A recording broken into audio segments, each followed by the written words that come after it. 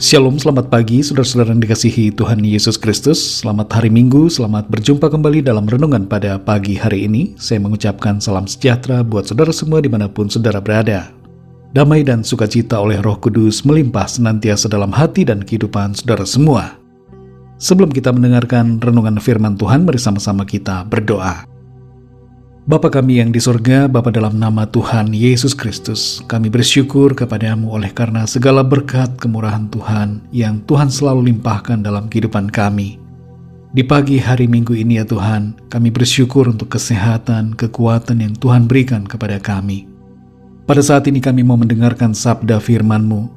Urapi setiap kami, berikan kami pengertian untuk kami dapat memahami akan kehendak-Mu. Dalam nama Tuhan Yesus kami berdoa. Haleluya, amin. Saudara yang dikasihi Tuhan, ayat renungan kita pada saat ini terdapat dalam kitab Kejadian pasal 17 ayat yang pertama. Tertulis demikian. Ketika Abram berumur 99 tahun, maka Tuhan menampakkan diri kepada Abram dan berfirman kepadanya, "Akulah Allah yang Maha Kuasa, hiduplah di hadapanku dengan tidak bercela." Saudara yang dikasihi Tuhan, percaya kepada Tuhan membutuhkan sikap yang selaras dengan kehendak Tuhan. Percaya dengan disertai sikap yang bertolak belakang dengan percaya itu merupakan sebuah ketidakpercayaan. Membaca ayat ini kita perlu mengetahui latar belakangnya terlebih dulu. Jauh sebelumnya, Tuhan sudah berjanji bahwa Ia akan memberikan keturunan kepada Abraham dan Sarah. Janji itu dinyatakan Tuhan sebanyak 3 kali. Dengan firman bahwa Abraham akan mempunyai keturunan. Namun seiring berjalannya waktu, Abram dan Sarah melihat bahwa mereka belum mendapatkan anak juga, padahal umur mereka semakin bertambah tua. Hal ini menimbulkan pertanyaan dan keraguan bagi mereka. Mungkin janji Tuhan untuk memberikan keturunan bagi Abraham itu bukan melalui Sarah, tapi melalui orang lain. Sarah mulai merancang rencananya sendiri.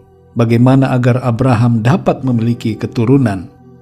Kita pahami di sini saudara bahwa janji Tuhan untuk memberikan keturunan bagi Abraham adalah melalui Sarah, bukan melalui wanita lain, karena Sarah adalah istri dari Abraham. Jadi perlu kita sadari bahwa Tuhan memandang pernikahan atau perkawinan sebagai sesuatu yang kudus dan telah dipersatukan di hadapannya. Namun disinilah saudara kita melihat akan kelemahan kita semua sebagai manusia dalam mempercayai janji Tuhan. Kita seringkali ragu dan merasa lebih pintar dalam menduga-duga dan merancangkan sendiri pilihan-pilihan kita. Kita seringkali bersikap seperti Sarah yang mencoba untuk menolong Tuhan dalam menggenapi janjinya dengan cara kita sendiri. Padahal Tuhan tidak perlu ditolong. Tuhan yang akan menolong kita. Kebimbangan Sarah dan juga Abraham membuat mereka mengambil tindakan yang salah. Abraham menghampiri Hagar hambanya untuk mendapatkan anak yang kemudian diberi nama Ismail. Setelah peristiwa itulah Tuhan menjumpai Abram dan menyampaikan firman dalam Kejadian 17 ayat yang pertama. Di sini tertulis, ketika Abram berumur 99 tahun, maka Tuhan menampakkan diri kepada Abram dan berfirman kepadanya, "Akulah Allah yang Maha Kuasa, hiduplah di hadapanku dengan tidak bercela." Abram telah hidup dengan sebuah cela karena kebimbangannya pada janji Tuhan soal keturunannya. Namun demikian saudara, oleh kasih karunia Tuhan, Abraham diubahkan dan dikuatkan kembali imannya untuk percaya kepada Tuhan. Di sini Tuhan berkata kepada Abraham, "Akulah Allah yang Maha Kuasa." Pernyataan ini merupakan teguran yang keras bagi Abraham atas ketidakpercayaannya akan kemahakuasaan Tuhan untuk melaksanakan janjinya. Sekaligus saudara, pernyataan ini untuk mengingatkan tentang sifat Tuhan yang mampu melakukan segala perkara. Tuhan menghendaki agar Abraham untuk hidup tidak bercela di hadapannya. Dan ini mengandung pesan buat kita semua saudara, sehubungan dengan sikap iman percaya kita kepada Tuhan. Tanpa iman yang disertai tindakan, kita bercela di hadapan Tuhan. Dari sini saudara kita belajar tentang 3 ciri sikap percaya kepada Tuhan. Yaitu pertama, memilih untuk menantikan janji Tuhan daripada mengambil tindakan sendiri. Yang kedua, tidak ragu terhadap janji firman-Nya, sekalipun hal itu nampak sebagai sesuatu yang mustahil. Dan yang ketiga, bertindak dalam ketaatan seturut dengan apa yang Tuhan kehendaki. Saudara yang dikasihi Tuhan, ada begitu banyak janji firman Tuhan yang dinyatakannya bagi kita, yang dapat kita temukan di dalam Alkitab. Pertanyaan buat saudara dan saya, maukah kita mempercayainya dengan sungguh-sungguh? Kalau kita mau percaya, mari bersikap yang benar dalam iman percaya kita kepada Tuhan. Tuhan Maha Kuasa, karena itu percayalah dan jangan hidup dalam kebimbangan. Roh Kudus akan menolong kita menjadi pribadi-pribadi yang percaya dan hidup dalam iman yang teguh. Mari kita berdoa, saudara. Bapa kami yang di sorga, Bapa, dalam nama Tuhan Yesus Kristus, kami bersyukur untuk firman-Mu. Kami belajar melalui kehidupan Abraham, bagaimana kami harus sungguh-sungguh beriman kepadamu, tidak ragu akan janji firman-Mu. Engkau menghendaki agar kami mengerti, memahami bahwa Engkau adalah Tuhan yang Maha Kuasa. Dan itu berarti bahwa Tuhan sanggup melakukan segala perkara. Tidak ada yang mustahil bagimu, Tuhan. Tuhan sanggup menolong kami. Tuhan dapat menyatakan kuasa mujizat-Mu dalam kehidupan kami. Tolong kami, Tuhan, supaya kami tidak bimbang, tidak bersikap yang bertolak belakang dengan janji firman-Mu.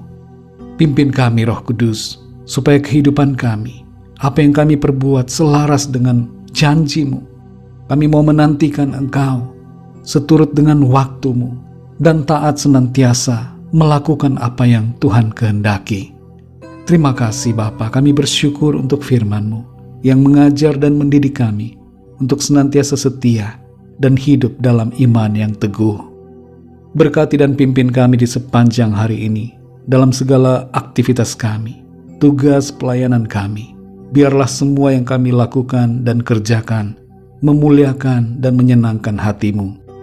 Kami berdoa bagi yang sedang dalam pergumulan, dalam masalah persoalan, agar Tuhan Engkau memberikan pertolongan-Mu. Nyatakan kuasa mujizat-Mu bagi setiap mereka. Berikan sukacita, semangat untuk terus menjalani kehidupan di dalam iman kepada Tuhan.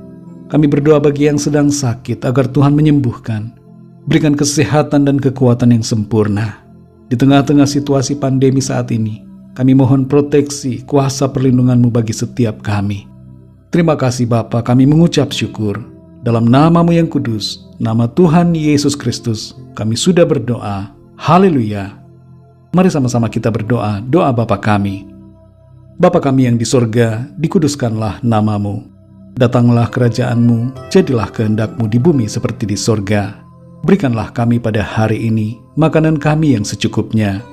Dan ampunilah kami akan kesalahan kami, seperti kami pun mengampuni orang yang bersalah kepada kami. Dan janganlah membawa kami ke dalam pencobaan, tetapi lepaskanlah kami daripada yang jahat. Karena Engkaulah yang mempunyai kerajaan, dan kuasa dan kemuliaan, sampai selama-lamanya. Amin. Terimalah berkat Tuhan.